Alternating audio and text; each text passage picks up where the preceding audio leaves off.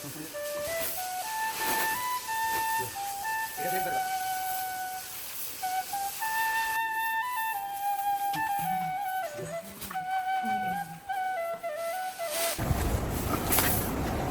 হচ্ছে গমের মোটা ভুসি।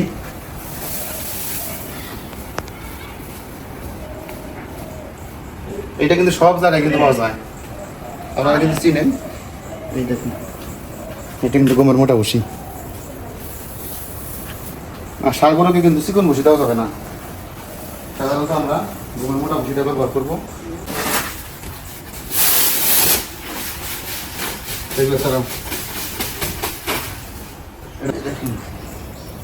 এটা আমরা 100 কেজি খাবারের সাথে 30 কেজি দিব। এরপর আমরা ডাবলি খোসা,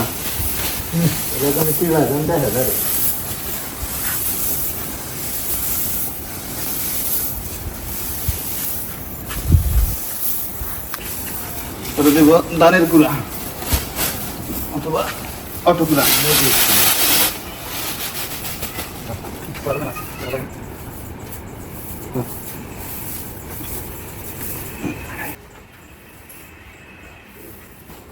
এরপরে আমরা দিয়ে দিলাম খাবার সোডা। এটা আমরা প্রতি 100 কেজির জন্য 1 কেজি দিব।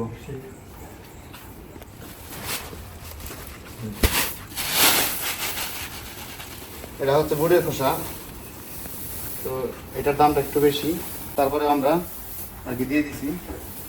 এটা সাধারণত আমরা প্রতি 100 কেজির জন্য আমরা 10 কেজি দিব।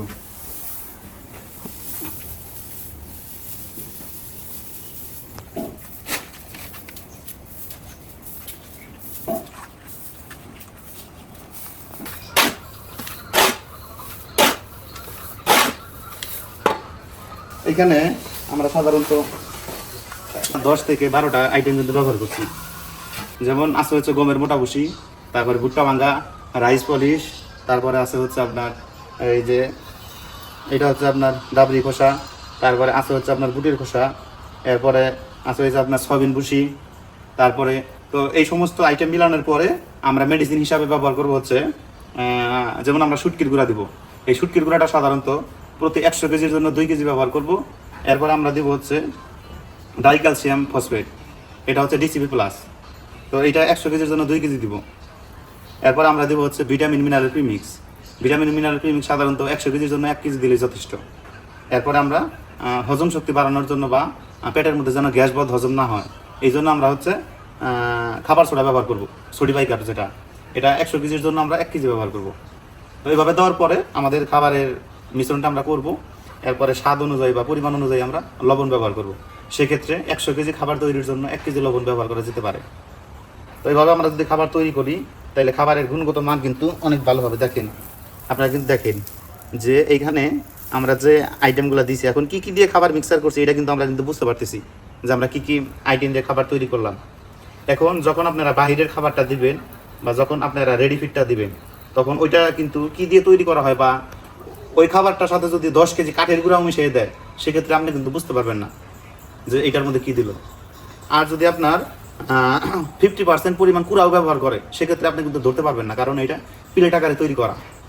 এখন আপনি যদি এইটা তৈরি করেন, এইটা কিন্তু আপনি সম্পূর্ণ আইটেমটা বাজার থেকে কিনে এনে কিন্তু আপনি প্রস্তুত করতে পারবেন। আর যখনই আপনি এইভাবে খাবার তৈরি করবেন, সেক্ষেত্রে কিন্তু খাবারের গুণগত মান ঠিক থাকবে। তারপরে গরু খাবে ভালো, গরুর আপনার বদ হজম হবে না, পেটে গ্যাস হবে না, তো বিভিন্ন রোগ বালাই থেকে কিন্তু মুক্ত পাবে। কারণ গরুর প্রথমে কিন্তু গোলমালটা শুরু হয় পেট থেকে, আর এই পেট ক্লিয়ার রাখার জন্য আপনাকে গরুকে অবশ্যই পর্যাপ্ত পরিমাণ কাঁচা ঘাস দিতে হবে এবং ভালো মানের খাবার। আশা করি সম্পূর্ণ বিষয়টা বুঝতে পারছেন। এখন এইখানে আমি কিন্তু কোনো ফিড কোম্পানিকে বা অন্য কোনো যারা খাবার তৈরি করে বা যারা খাবার বিক্রি করে, আমি কিন্তু তাদেরকে ছোট করার জন্য বলতেছি না। আমি বলতেছি যখন আপনারা গরুর খামার করবেন, তখন নিজে চিকিৎসা করা, আপনি নিজে ট্রিটমেন্ট করা শুরু করবেন বা প্রাথমিক যে চিকিৎসাগুলো নিজেই করার চেষ্টা করবেন, খাবারটা নিজে তৈরি করার চেষ্টা করবেন, পর্যাপ্ত পরিমাণ ঘাস চাষ করবেন, তাইলে কিন্তু আপনি এমনি এমনি সফল হবেন। আর দেখেন, খামার করলে কিন্তু আপনাকে পরিশ্রম করতেই হবে, সেক্ষেত্রে কিন্তু পরিশ্রমের কোনো বিকল্প নাই। রোদ্রের মধ্যে, বৃষ্টির মধ্যে, গরমের মধ্যে, ঝড়ের মধ্যে আপনাকে কন্টিনিউ কাজ করতে হবে, কারণ এই সেক্টরে মানে রাতারাতিভাবে কেউ সফল হতে পারে না। আর এই সেক্টরে টিকে থাকতে হলে অবশ্যই আপনাকে পরিশ্রম করতে হবে। তো ধন্যবাদ সবাইকে, সবাই ভালো থাকবেন। আজকের ভিডিও এই পর্যন্তই। আসসালামু আলাইকুম।